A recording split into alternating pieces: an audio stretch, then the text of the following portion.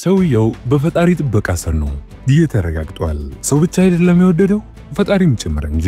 ይህ የለውጥ ዘመን መሪ የወጣቱና የቀናኢው መሪ የክቡር ኢብራሂም ትራኦሬ ህይወት ለማመን በሚከብድ ግን እውነት በሆነም ልባችሁን በድንጋጤ ከሚያንቀጠቅጥ አእምሮን ከሚያስደንቅ ተአምራዊ ክስተት ጋር ተገናኝቷል። ዛሬ ይሄን እውነታ የሚያሳይ የሉዓላዊነትን ዋጋ የታማኝነትን ብርቅነትና የፈጣሪን ያልተጠበቀ ጥበቃ በሚያስገርም ሁኔታ የሚያሳይ እውነተኛ ታሪክ ይዤላችሁ መጥቻለሁ። ይህ ታሪክ የአንድ ወጣት የአፍሪካ መሪ የቡርኪና ፋሶ ፕሬዝዳንት የሆነው የክቡር ኢብራሂም ትራኦሬ ታሪክ ነው። እሱን ከሞት ያዳነው የሰውኛ ጥበቃ ስርዓት ሳይሆን ባልተጠበቀ የህዝብ አብሮነት ጣልቃ ገብነት የመጣችውን የመዳን ታሪክ ከጀርባው የተሸረበውን እጅግ አደገኛና አሳዛኝ ሴራ እናም ፕሬዝዳንቱ ይህንን ክህደትና ሴራ በማክሸፍ የሀገራቸውን ሉዓላዊነት እንዴት እንደጠበቁ በዝርዝር እንመለከታለን። ይህንን የትግል የሴራ የተአምራትና የድል ታሪክ በጥልቀት እንቃኛለን። እንዳያመልጡ።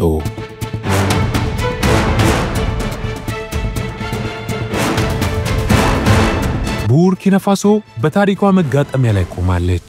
ፕሬዝዳንት ትራኦሬ የሀገርን ሀብት ከውጭ ተጽዕኖ ለመመለስና የሀገርን ክብር ለመገንባት በሚያደርጉት ጥረት በሀገር ውስጥና በውጭ ያሉ ኃይሎች በቁጣ ተነስተውበታል። እነዚህ የድሮ ስርዓት ቅሬቶች በደህንነትና በፖለቲካ ተቋማት ውስጥ ዘልቀው ገብተዋል። ልብሳቸው የሀገር ቢሆንም ልባቸው ግን ለውጭ ጌቶቻቸው ይመታ ነበር። ግባቸው አንድ ነበር፣ የህዝብን ተስፋ መግደል፣ የለውጡን አብዮታዊ ኃይል መስበር። ይህ ታሪካዊ ክስተት የተፈጸመው በዋና ከተማዋ በኦጋዱጉ ታላቅ የስብሰባ አዳራሽ ውስጥ ነበር። ትራኦሬ ወደ ህዝቡ ለመቅረብና ጥያቄዎቻቸውን ለመስማት መደበኛ ያልሆነ የህዝብ መድረክን መርጠዋል። ይህ ድፍረት በራሱ የጠላቶቹን ፍርሃት ያሳየ ነበር።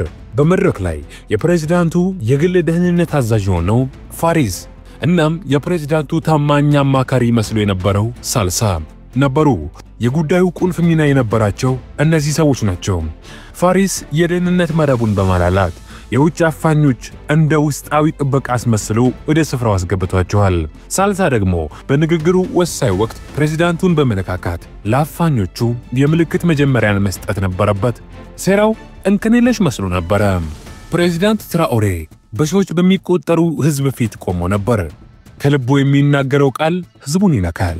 ካፕቴን ትራኦሬ በቆራጥነት የሀገሬ ልጆች አሉ፣ እኛ እዚህ ያለነው የልጆቻችንን ራት ዛሬም ድረስ በባዕዳን የብድር ሳህል ላይ ስለሆነ ነው።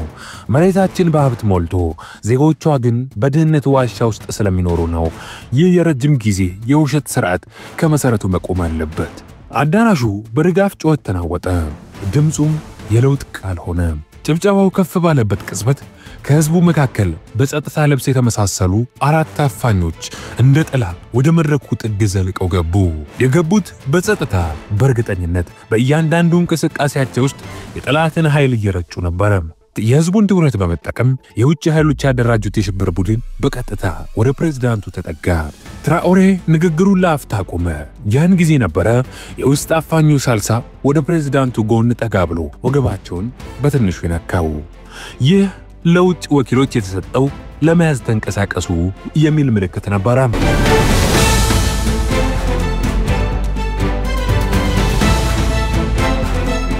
የሳልሳ ምልክት እንደተሰጠ አራቱ አፋኞች እርምጃቸውን አፋጠኑ። ነገር ግን ፕሬዝዳንቱ ፊታቸውን ወደ ሳልሳ ዞረው በሽክሽክታ ፋንታ በማይክሮፎን ድምፁን ከፍ አድርገው መናገርን ያዙ። ይህ የሴራው ዕቅድ ሙሉ በሙሉ ያፈረሰ ነበር። ካፕቴን ትራኦሬ ወደ አፋኞቹ ፊት አፈጠጠም። ፊቱ ላይ ጥርት ያለ ድንጋጤ ባይታይም ነገር ግን ግራ መጋባት ይነበብበታል። እነዛን ፊቶች እርሱ ያውቃቸውም። ከዚህ በፊት የደህንነት አጀባም ሆነ ጥበቃን ሰጥተው ታያውቁም። የፕሬዝዳንቱን ግራ መጋባት ተከትሎ አዳራሹ ሙሉ በሙሉ ቀዘቀዘ። ውጥረቱ ተጨባጭ ሆነ። ሳልሳ ፊቱ ጠቆረ። ትራኦሬ ግን በዚያ የጭንቅ ጊዜ ሆኖ ማይኩ ፊት ቆሞ መናገሩን ያዘም። በዚህ ጊዜ ግን ስለ ሀገሪቱና ስለ ህዝቡ አይደለም፣ ከአዳራሹ ጥግ ሆነው ብቅ ስላሉት ወንበዴዎች እንጂ። ለምን እንደመጣቸው አውቃለሁ። አልተገረምኩም። ሁሉም ወሮ በላ ስልጣንን በእውነት ማሸነፍ ሰቅተው የሚያደርገው ይሄ ነው። እውነትን ለማቋረጥ የለውጥን ድምፅ ለመስበር ይሞክራል። አፋኞቹ ተጠራጠሩ። አንዱ ወደፊት አንድ እርምጃ ወሰደ። እጁ ሙሉ በሙሉ ከቀበቶ ላይ ማረፈ።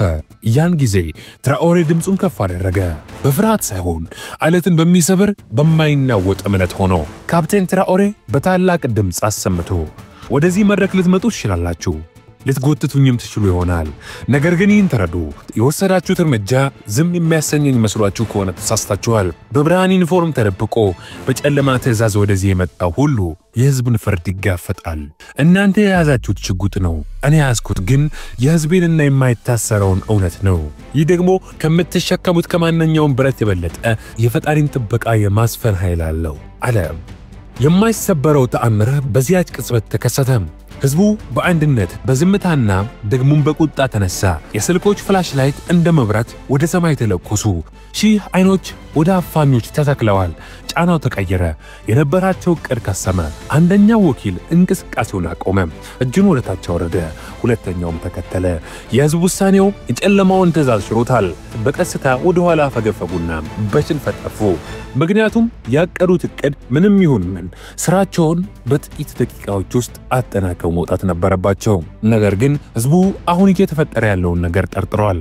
ደስ የማይል ነገር እንዳላውቋል። ይሄ ደግሞ ለአፋኞቹ ስራቸውን ከመጀመራቸው በፊት ከሆነ እጅግ ከባድ ነው። ስለዚህም ከፕሬዝዳንቱ ቆራጥነትና ከሕዝቡ ጠባቂነት በተጨማሪ የራሳቸው ድክመት ኦፕሬሽናቸው ውድቅ እንዲሆን አደረገባቸው። ወዲያውኑ የፕሬዝዳንቱ የግል ጥበቃና የምርመራ ቡድን እርምጃን ወሰደ። የደህንነቱ መረብ የላላበት ምክንያት ተፈለገ። ምርመራው ልብ ሰባሪ ነበር። የደህንነት አዛዡ ፋሬስ እናም ታማኝ አማካሪ መስሎ የነበረው ሳልሳ በቁጥጥር ስር ዋሉ። ምርመራው እንደሚያሳየው አፋኞቹ እንዲገቡ መንገድ የከፈተው ፋሬስ ሲሆን በውጭ ኃይሎች የገንዘብ ጥቅሞችና የስልጣን ተስፋም ተሰጥቶት ነበር። ሳልሳ ደግሞ የፕሬዝዳንቱን የዕለት ተዕለት እንቅስቃሴዎችና የሚሰጡትን መግለጫዎች አስመልክቶ መረጃዎችን በየደቂቃው ሲልክ ነበር። ይህ የሚያሳየው ሴራው ምን ያህል ጥልቅ፣ ውስብስብና በቅርብ ሰዎች ክህደት የታገዘ እንደነበር ነው።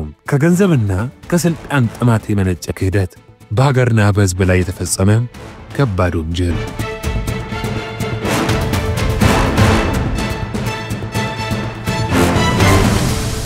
ፕሬዝዳንት ኢብራሂም ትራኦሬ ይህ ሁሉ ሴራና ክህደት ከተጋለጠ በኋላ ድምጻቸውን አሰሙ። ወደ ሕዝባቸውም ቀረቡ። በልዩ ሁኔታ ባስተላለፉት መልእክት በእሳቸው ላይ የተደረገውን አደገኛ የመግደልና የማሰር ሙከራ በዝርዝር አጋለጡ።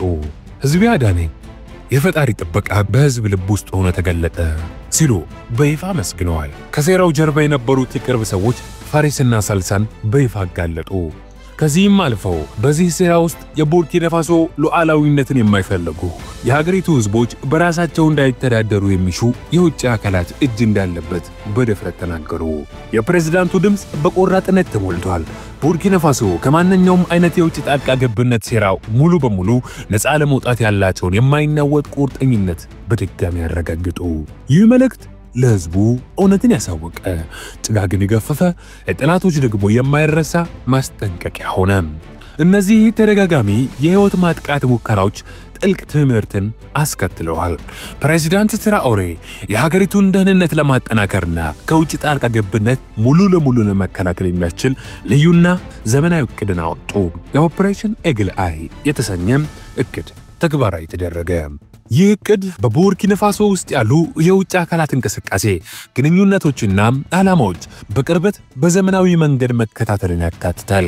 ከሁሉም በላይ የውስጥ ደህንነት ተቋማት ከብልሹ አካላት ሙሉ ለሙሉ በማጽዳት በሀገር ወዳድ ዜጎች ብቻ የሚመሩ የጥበቃ አባላትን የመገንባት ትልቅ ዓላማም ይዞ ነበረ። ኦፕሬሽን ኤግል አይ ወይንም ኦፕሬሽን የንስር አይ የሀገርን ሉዓላዊነት ለመጠበቅ ሚስጥርን ለመከላከልና ከውስጥም ከውጭም የሚመጡ ሴራዎችን ለማክሸፍ ያለመ አዲስ የጥበቃ ስርዓት ነው።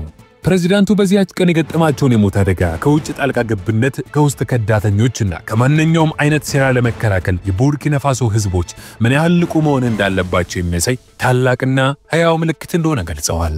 የሕዝቡ አብሮነት፣ ያ የማይናወጥ አንድነት የተላኩትን ወኪሎች ድል ያደረገ፣ የጠላትን ዕቅድ ያከሸፈ፣ የታሪክን ጎዳና የቀየረ የፈጣሪ ጥበቃም መገለጫ ነበር። ይህ ታሪክ የትግሉ ሜዳ በየቦታው እንደሆነ ጠላቶች በማንኛውም መንገድ በማንኛውም ሽፋን ሊመጡ እንደሚችሉ እናም ንቃት የህይወትና የሀገር ደህንነት መሰረት መሆኑን ያስተምረናል። በራስ መተማመን፣ ለሀገር ፍቅር መቅናት እናም በዙሪያ ያሉንን ሰዎች በጥንቃቄ መመልከት እንዳለብን ያስገነዝበናል። ይህ ቪዲዮ የፕሬዝዳንት ኢብራሂም ትራኦሬን ህይወት ለማጥፋት የተደረገውን አደገኛና ተደጋጋሚ ሥራ ከሞት ያዳናቸው የህዝብ አንድነት ኃይል ያስከተለችውን ታላቅ ተአምር፣ የውስጥ ከዳተኞች መጋለጥ፣ የፕሬዝዳንቱን ጥበብና ሉዓላዊነት የማስጠበቅ እርምጃዎችን ያሳያል። ታዲያ ይህንን ቪዲዮ ከወደዳችሁት ላይክ በማድረግ ይህንን አስደናቂና አስተማሪ ታሪክ ለሌሎች በማጋራት እናም ገንቢ አስተያየታችሁንም ከስር በመጻፍ ቤተሰባችንን ይቀላቀሉ። የእናንተ ድጋፍ ለኛ ትልቅ ብርታት ነው። ለተጨማሪ አስደሳች አስተማሪና ወቅታዊ ቪዲዮዎች ዘይገርም ቻናላችንን ሰብስክራይብ ማድረጉን አይርሱ። ስለተከታተላችሁን ከልብ እናመሰግናለን። የቡርኪና ፋሶ ሉዓላዊነትና የህዝቧ ጥበብ ለዘላለም ይኖር። የአፍሪካ ልጆች ለክብራቸው ይቆሙ።